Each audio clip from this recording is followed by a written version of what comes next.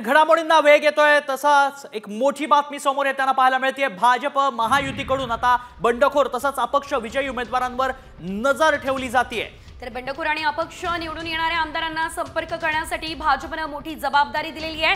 मंत्री रवींद्र चव्हाण, भाजप नेते प्रवीण दरेकर, संजय कुटे, मोहित कंबोज, नितेश राणे आणि निरंजन डावखरे यांच्यावरती जबाबदारी सोपवण्यात आलेली आहे।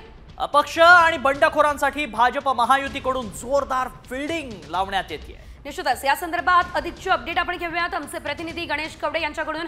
गणेश, नेमकं काय घडतंय? यावेळेस घडामोडींना वेग आलेला आहे आणि भाजपची जोरदार फील्डिंग या ठिकाणी बघायला मिळते।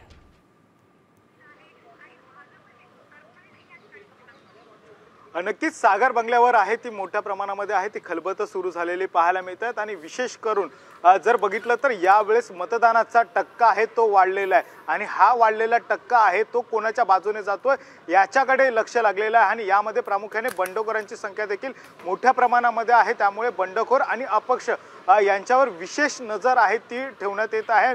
जे कोणी बंडखोर असतील ते विजयीच्या दिशेने दिसत असतील तर त्याच्याकडून भाजपचे काही प्रमुख नेते असतील, त्यामध्ये निरंजन डावखरे, प्रवीण दरेकर असतील, हे जे प्रामुख्याने नेते आहेत, नितेश राणे, रवींद्र चव्हाण, हे नजर ठेवून असणार आहेत आणि त्यांना आपल्याकडे कशा पद्धतीने वळवता येईल यासाठी प्रयत्न केले जाणार आहेत। कारण की अवघे 2 दिवस आहेत ते सरकार स्थापनेसाठी निकालानंतरून असणार आहे आणि यासाठीच ही प्रमुख मोहीम आहे ती भाजपकडून आखली जाऊ शकते। त्यामुळे जास्तीत जास्त अपक्ष आणि बंडखोर आपल्या संपर्कात यावे यासाठी ही विशेष काळजी आहे ती घेतली जाते। आणि आता सध्या सागर बंगल्यावर आहे ती प्रभारी असलेले भूपेंद्र यादव असतील, रावसाहेब दानवे असतील, चंद्रशेखर बावनकुळे हे प्रदेश अध्यक्ष आहेत, यांची प्रामुख्याने एक महत्त्वाची बैठक आहे ती सध्या सुरू आहे। कारण की दोन्ही जे महाविकास आघाडी असेल आणि महायुती असेल या दोघांना देखील अशा पद्धतीचा एक विश्वास आहे की आमचे उमेदवार आहेत ते जास्त जिंकून येतील।